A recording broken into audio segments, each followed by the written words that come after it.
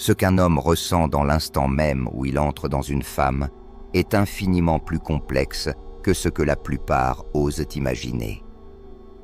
Pendant des années, l'intimité a été réduite à quelque chose de purement physique, un simple échange de désirs et de soulagement. Pourtant, la psychologie jungienne nous rappelle que rien dans le cœur humain n'est aussi simple. Dans ces instants silencieux vit une tempête d'émotions que les hommes avouent rarement, ni à leurs partenaires, ni à leurs amis, parfois même pas à eux-mêmes. Derrière un visage calme peuvent se cacher des vérités qui changeraient votre compréhension de l'amour, de la confiance et de l'attirance. Jung disait « Tant que vous ne rendrez pas l'inconscient conscient, il dirigera votre vie et vous l'appellerez destin. »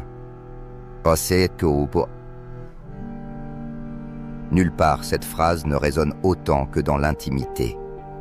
Pour un homme, entrer dans une femme n'est pas seulement une passion, c'est un passage, un portail où son personnage social se heurte à son ombre. Les archétypes de l'amant, de l'enfant et du guerrier se réveillent en lui, agitant vulnérabilité, peur et désir profond. C'est pourquoi l'intimité éveille si souvent des contradictions. Tendresse et hésitation, passion et retrait, proximité et silence. Le premier niveau caché de cette expérience, c'est le paradoxe entre puissance et vulnérabilité. La toute première chose qu'un homme ressent lorsqu'il entre dans une femme, c'est une poussée de puissance entremêlée à une profonde fragilité, comme si deux courants opposés le traversaient en même temps. D'un côté, il se sent choisi, confirmé dans sa masculinité, fier qu'une femme ouvre son corps et lui accorde sa confiance. Ce moment touche quelque chose d'ancien en lui, le besoin archaïque de conquérir, de prouver sa virilité, de se tenir comme le donneur de vie. De l'autre côté, ce même instant le rend fragile, exposé, inquiet, de ne pas être à la hauteur de ce que la femme attend vraiment. Ce paradoxe déroute de nombreuses femmes. Elles voient la confiance, l'élan physique, la force masculine, mais presque soudainement, elles perçoivent dans ses yeux une hésitation, un silence après l'acte ou une recherche de validation qu'il ne formule jamais clairement. Il peut la chercher à travers des gestes, en vous tenant plus fort ou même en se retirant dans le silence. La question secrète qu'il porte est « Suis-je suffisant? L'ai-je satisfaite? Me désirera-t-elle encore demain ?»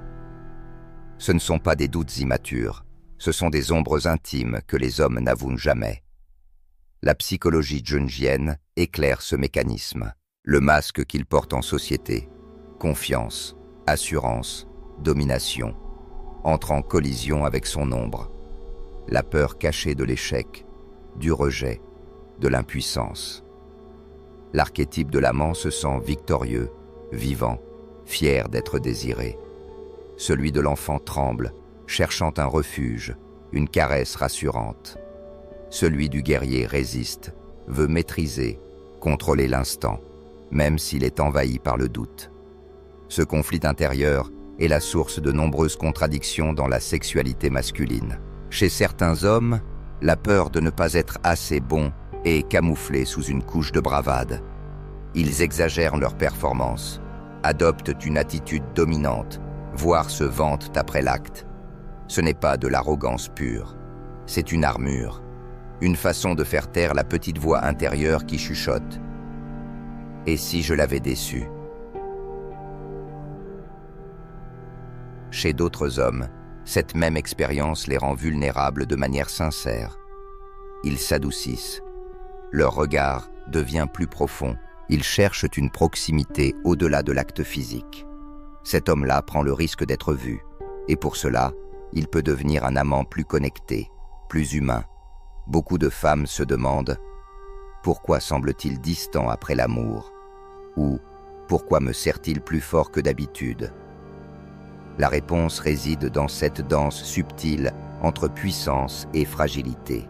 Si la peur l'envahit, il se retirera pour reconstruire son masque de confiance. Mais s'il se sent en sécurité auprès de vous, il s'ouvrira, cherchant une validation non pas dans l'ego, mais dans la connexion sincère. Jung disait Ce que vous résistez persiste. Si un homme résiste à sa propre vulnérabilité, elle revient comme un boomerang, souvent sous forme de projection. Il peut vous accuser de le juger, dire que vous êtes difficile, alors qu'en vérité, c'est son propre critique intérieure qui l'épuise. Mais s'il accepte à la fois sa fierté et sa peur, sa puissance et sa tendresse, il fait un pas vers l'individuation. Ce processus que Jung considérait comme la voie vers l'être entier, authentique, capable d'aimer sans masque. Pour une femme, comprendre cette première couche est crucial. Beaucoup pensent que les hommes cherchent seulement une libération physique. Mais la vérité est qu'ils cherchent aussi une validation silencieuse de leur valeur, pas seulement par des mots flatteurs, mais par votre acceptation de leur totalité, force et fragilité mêlées. Si vous rejetez sa vulnérabilité, il se fermera. Si vous exigez une démonstration constante de sa puissance, il risque de s'effondrer sous le poids de vos attentes. Mais si vous voyez que sa masculinité contient à la fois la force et la peur, la fierté et le doute, vous ouvrez l'espace à une intimité à la fois passionnée et émotionnellement sûre. Voilà pourquoi cette première couche est si cruciale.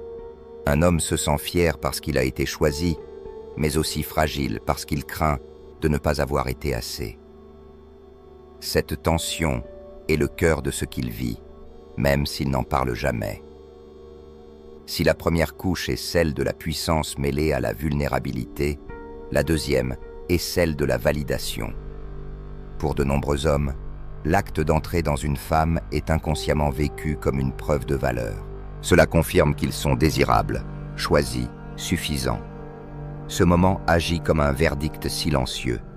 Ils comptent, ils existent. Leur masculinité est validée d'une manière que le monde extérieur leur refuse souvent. Et pourtant, voilà le paradoxe que Jung aurait immédiatement soulevé. Si cette validation repose uniquement sur l'acte en lui-même, elle ne satisfait jamais vraiment. Dans ces instants, un homme ne regarde pas seulement ce qu'il ressent. Il scrute la réaction de sa partenaire, le rythme de son souffle, le soupir du plaisir, la tendresse d'un regard. Tous ces signes deviennent les témoins silencieux de sa valeur. Quand son corps se détend, quand ses yeux s'adoucissent, il se sent accepté, rassuré. Mais lorsqu'elle semble distraite, absente ou immobile, il peut sombrer dans un abîme intérieur, doutant de lui-même, persuadé d'avoir échoué à un test invisible. La psychologie jungienne montre que le désir masculin n'est pas toujours un choix rationnel. Il est souvent guidé par l'inconscient. L'homme est tiraillé entre ses archétypes. L'amant réclame l'extase, le héros cherche la victoire, tandis que l'ombre chuchote sans cesse. « Tu n'es pas assez ». La réaction de la femme devient alors bien plus qu'une simple réponse physique. Elle devient un miroir, un reflet de sa fierté comme de ses peurs. C'est là que les malentendus commencent. Certains croient que le désir masculin est purement biologique, mais Jung nous montre que la biologie ne suffit pas à expliquer la soif profonde de validation. Dans l'intimité, les conflits refoulés refont surface. L'homme se demande « Suis-je un conquérant ou un enfant en quête d'approbation ?» Il se pense maître de l'instant, mais en réalité, il cherche inconsciemment une preuve de sa valeur. Et s'il fonde cette valeur uniquement sur ce moment, il entre dans une spirale. Il cherchera partenaire après partenaire, non pas par désir pur, mais pour apaiser une blessure qu'il n'a jamais regardée en face. Chaque nouvelle rencontre répond brièvement à la question « Suis-je digne ?» Mais cette réponse s'efface, et la peur revient. Jung disait « Tant que l'homme n'affronte pas son nombre d'insuffisances, aucune conquête ne le libérera. » Pour les femmes, cela peut créer de la confusion. Pour les femmes, cela. Pourquoi semble-t-il obsédé par vos réactions? Pourquoi cherche-t-il vos yeux, vos gestes, vos sons? Pourquoi se referme-t-il si vous êtes silencieuse? Parce que, dans ces instants, il ne cherche pas seulement du plaisir. Il cherche une preuve, même subtile, qu'il est assez, que vous l'avez vu, qu'il a été reçu, non seulement dans votre corps, mais dans votre regard. Mais voilà l'enjeu. Vous n'êtes pas responsable de guérir ses blessures. Vous ne pouvez pas porter le poids de sa valeur personnelle. Ce que vous pouvez faire, c'est voir le mécanisme, y répondre avec authenticité, et choisir si sa quête de validation naît d'une réelle connexion ou d'un vide qu'aucune femme ne pourra combler. L'intuition jungienne ici est libératrice. Chercher à être validé n'est pas un mal en soi. Mais lorsque cela devient l'unique but, cela enferme les deux partenaires, l'un dans la performance, l'autre dans la pression. La véritable intimité ne consiste pas à jouer un rôle. Elle réside dans la possibilité de se montrer tel que l'on est et d'être accueilli. Quand un homme commence à intégrer son ombre, à accepter qu'il peut être fort et incertain à la fois, il cesse d'utiliser chaque moment d'union comme une quête de validation. Il se repose dans la connexion au lieu de courir après une confirmation éphémère. Cette deuxième couche nous apprend une vérité essentielle. L'intimité devient dangereuse lorsqu'elle est réduite à une preuve de valeur. Mais elle devient transformatrice lorsqu'elle devient une rencontre sincère, où la validation naît naturellement de la présence partagée. Avez-vous déjà remarqué combien un homme semble accroché à vos réactions pendant l'amour? Et si ce qu'il cherche n'était pas tant du plaisir, mais une preuve silencieuse qu'il est assez? Passons à la troisième couche, celle de la dissolution des murs, du lien biologique et de l'animus. Depuis les récits les plus anciens, l'homme est décrit comme un être à la fois nomade et fidèle. Les mythes grecs parlent de guerriers partis conquérir des terres lointaines, mais qui rêvent de revenir dans les bras de Pénélope. Dans les sociétés tribales, les rites d'initiation séparent les hommes des femmes, mais célèbrent ensuite la réunion comme un acte sacré. Ces récits montrent qu'au-delà de l'apparente instabilité masculine, quelque chose de profond pousse l'homme à revenir vers un lien particulier. La science moderne apporte des clés. Lors de l'intimité, le corps masculin libère de l'ocytocine et de la dopamine, les mêmes substances qui lient une mère à son enfant. Ces hormones floutent la frontière entre désir et émotion. Elles créent une sensation de fusion, comme si ces frontières tombaient, comme s'il appartenait totalement à l'autre. Même si l'homme se dit que ce n'est qu'un moment, son système nerveux, lui, retient le souvenir. Le souvenir du corps, du souffle, de l'odeur. Ce souvenir n'est pas uniquement mental, il est biologique. Jung irait encore plus loin. Pour lui, l'union physique est aussi symbolique. Elle représente la fusion des opposés, masculin et féminin, conscient et inconscient, persona et ombre. L'homme, dans cet instant, ne touche pas seulement une femme. Il entre en contact avec son anima, la partie féminine de son âme. Ce moment réveille en lui un besoin d'intégration. C'est pourquoi le lien peut paraître bouleversant. Il ressent à la fois une expansion et une perte de contrôle. Il ne sait pas toujours pourquoi il revient vers cette femme, mais il le fait. Non pas par stratégie, mais parce qu'elle est devenue, sans qu'il le sache, le miroir d'une partie enfouie en lui. Et pourtant, ce lien peut devenir dangereux s'il est mal compris. Car si un homme confond ce lien biologique et psychique avec une forme de possession, il peut devenir dépendant, collant, exigeant. Il cherchera à maintenir l'illusion d'une complétude par la présence constante de l'autre. À l'inverse, s'il nie complètement cet attachement, s'il prétend que rien ne s'est créé, il risque de se disperser dans des rencontres sans signification, sans comprendre pourquoi l'ombre d'une femme continue de le hanter. Jung nous met en garde. Tant que l'homme ne confronte pas la signification symbolique de cette fusion, il reste prisonnier. Prisonnier d'un désir qu'il ne comprend pas, d'un besoin de retour qu'il n'explique pas. Il sera soit obsédé par une femme en particulier, soit dans une quête sans fin. Pour les femmes, comprendre cette troisième couche peut apporter une forme de paix. S'il revient sans cesse, ce n'est pas forcément par manipulation ou faiblesse. C'est peut-être parce que son système nerveux et son inconscient vous ont imprimé comme une figure essentielle. Cela ne veut pas dire que vous êtes responsable de son chemin intérieur, Mais cela vous donne la clarté nécessaire pour choisir. Ce lien nourrit-il votre croissance mutuelle ou vous enferme-t-il tous les deux dans une spirale d'obsession? Voilà le cœur de cette troisième vérité. L'intimité crée des empreintes, pas seulement sur le corps, mais dans l'âme. La quatrième couche, elle, révèle le combat silencieux entre peur et amour. Un homme d'âge mûr disait un jour en thérapie: « Je pensais que c'était léger, sans conséquence. Mais quand je me suis retrouvé avec elle, quelque chose en moi s'est brisé. Après, je n'arrêtais pas de penser. Et si elle m'oublie? Et si je n'étais qu'un nom de plus dans sa vie? J'avais peur. Et pourtant, j'ai compris que je tenais à elle bien plus que je ne l'avais prévu. Cette confession dévoile une réalité que beaucoup d'hommes taisent. L'intimité n'éveille pas seulement le désir. Elle réveille une lutte intérieure, celle entre l'envie d'aimer et la peur de se perdre. En surface, les hommes affirment souvent qu'ils peuvent séparer sexe et sentiments, qu'ils peuvent garder la distance, rester détachés. Mais Jung nous rappelle que l'inconscient ne suit pas les règles logiques. L'intimité est toujours un portail vers le psychique.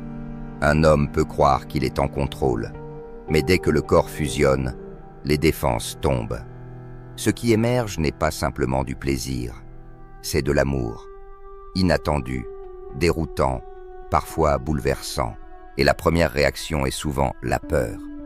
La peur de ne pas avoir été assez, la peur d'être oublié, la peur qu'elle le compare à d'autres et qu'il n'en sorte pas vainqueur.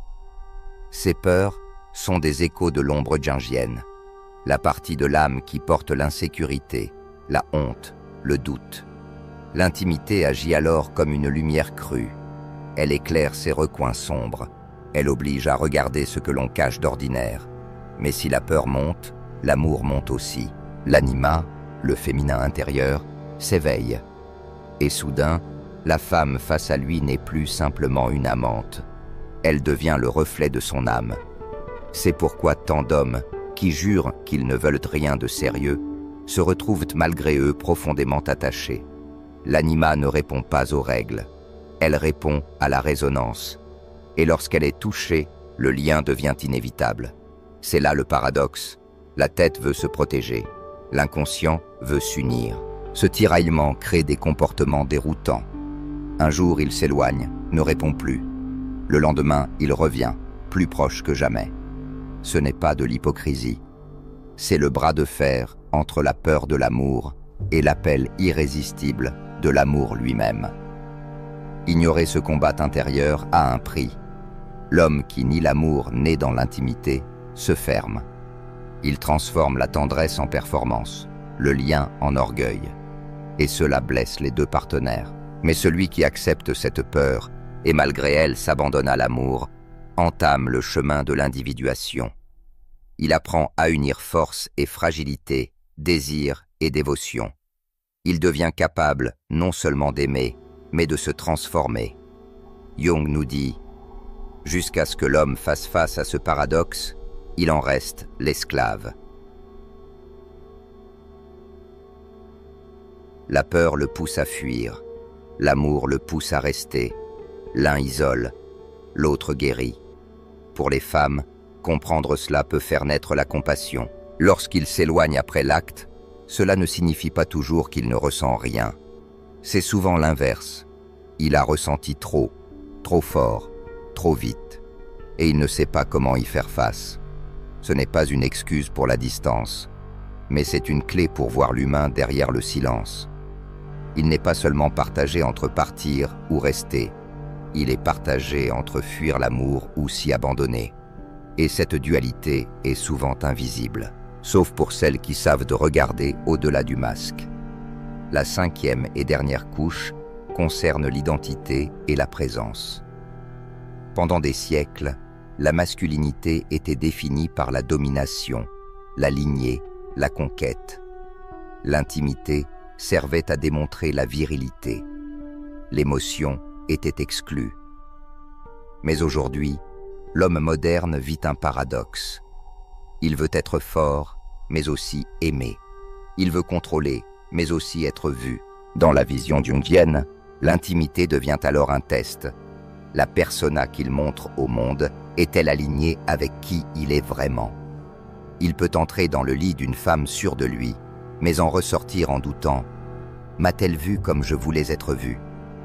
Et c'est là que la présence de la femme, après l'acte, devient cruciale. Un regard tendre, une main qui reste, un mot doux. Ces gestes semblent simples, mais ils sculptent profondément la perception que l'homme a de lui-même. À l'inverse, l'indifférence, la froideur ou la distance peuvent le blesser, réveiller l'ombre, l'angoisse, la honte. Ce n'est pas que vous soyez responsable de son estime, mais votre présence a un poids immense, car l'intimité ne s'arrête pas lorsque les corps se séparent. Elle continue, elle agit, elle transforme ou elle brise. Jung parlait de la rencontre des archétypes. Si la femme incarne l'anima nourricière, elle aide l'homme à intégrer sa vulnérabilité. Si elle rejette, elle réveille l'ombre. L'ancien monde disait « ne ressens pas ».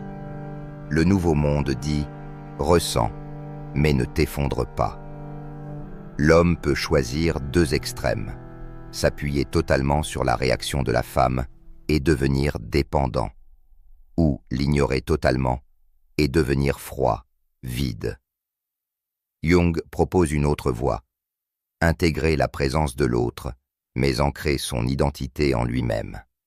Pour les femmes, cela révèle une puissance silencieuse. Leur simple présence après l'amour façonne l'homme, non pas en tant que responsabilité, mais en tant qu'influence. Car l'intimité, à ce niveau, ne laisse personne intact. Elle reconfigure l'âme, elle redéfinit la vérité de chacun, et dans cette redéfinition, l'homme peut soit se rapprocher de lui-même, soit fuir plus loin dans son masque. Jung nous rappelle que le vrai défi, c'est d'accepter ce miroir qu'offre l'intimité, et d'y voir non pas un jugement, mais une invitation à devenir entier.